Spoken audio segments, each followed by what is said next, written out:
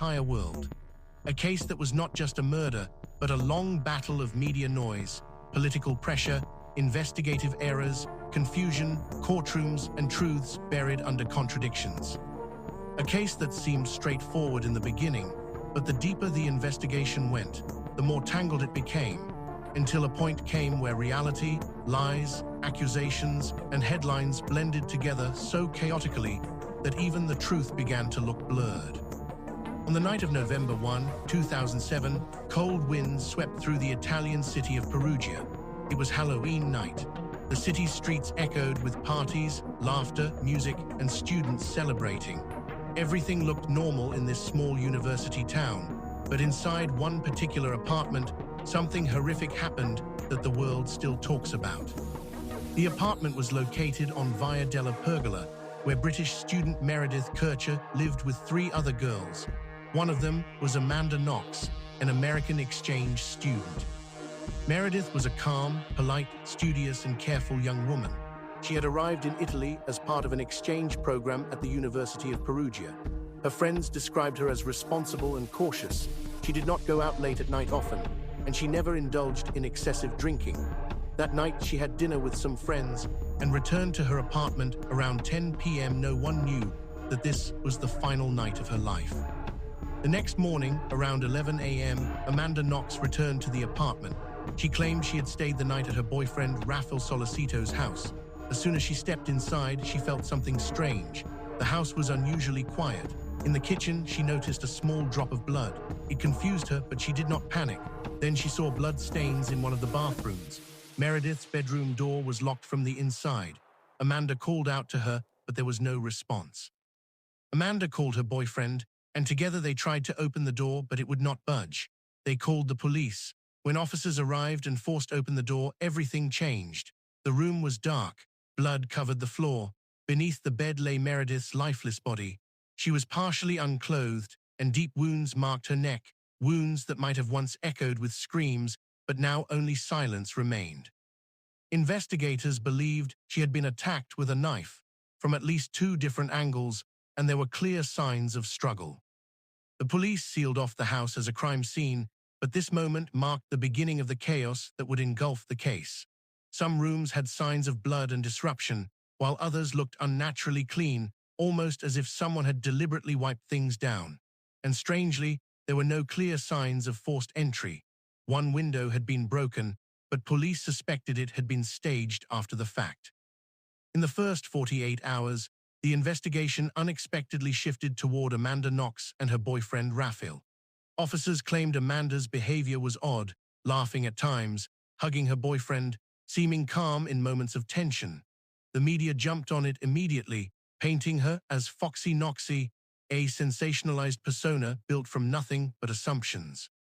Another name entered the investigation, Patrick Lumumba, the owner of a bar where Amanda occasionally worked. Under police pressure during interrogation, Amanda claimed Patrick was involved in the murder. The police arrested him, but within days it became clear the statement was false, likely made under fear and coercion. Patrick was released, but the damage was done. Meanwhile, the crime scene revealed a new suspect, Rudy Guede.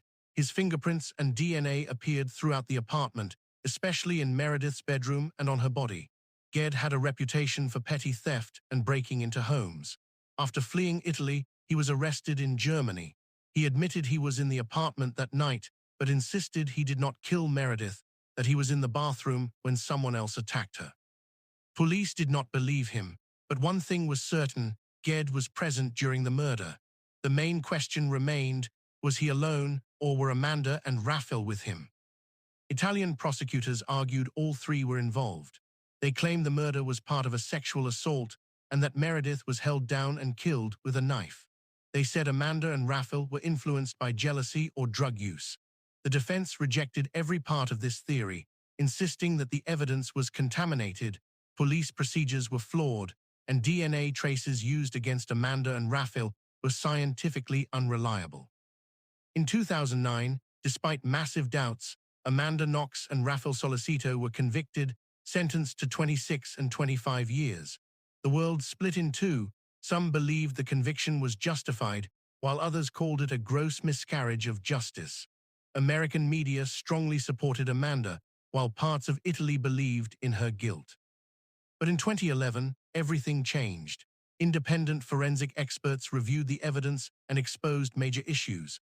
The knife, supposedly the murder weapon, had no reliable trace of Meredith's DNA. Contamination was likely.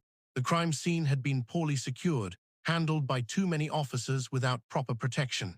The break-in theory by police made little sense. The entire case against Amanda and Raffaele began to collapse. In 2011, both were freed on appeal. But the legal saga was not over. In 2013, Italy's Supreme Court ordered a retrial. In 2014, they were convicted again. And finally, in 2015, after 8 years of chaos, Italy's highest court issued its final ruling. Amanda Knox and Raffaele Sollecito were completely innocent. The court criticized the investigation harshly, stating that it was built on assumptions, not facts. Meanwhile, Rudy Guede, whose involvement was unquestionable, was sentenced to 16 years. He served about 13 and was released in 2021. Throughout these years, Meredith's family remained dignified and quiet. They mourned privately, saying only that they wanted the truth, simple, honest truth about their daughter's death. But after years of conflicting stories, media sensationalism, flipped rulings, and forensic disputes, one fact remained clear. Rudy Guede was involved in Meredith's murder. Whether he acted alone or not, the world may never know. The case became far more than a homicide. It became a lesson on investigative failure, media prejudice, flawed forensics, and the devastating consequences of public assumptions. Amanda Knox later wrote that every night in prison felt like she was trapped under a story she did not belong to. Raffaele said his life would never be the same. Rudy Guede continued to claim innocence even after his release. But at the center of it all was Meredith Kercher, a bright, kind young woman who dreamed of a beautiful life. She came to Italy to study, explore, and grow, but she never returned home. The case has ended, but the pain has not. Some stories never truly end, they just echo in time, and the Meredith Kercher case is one of them.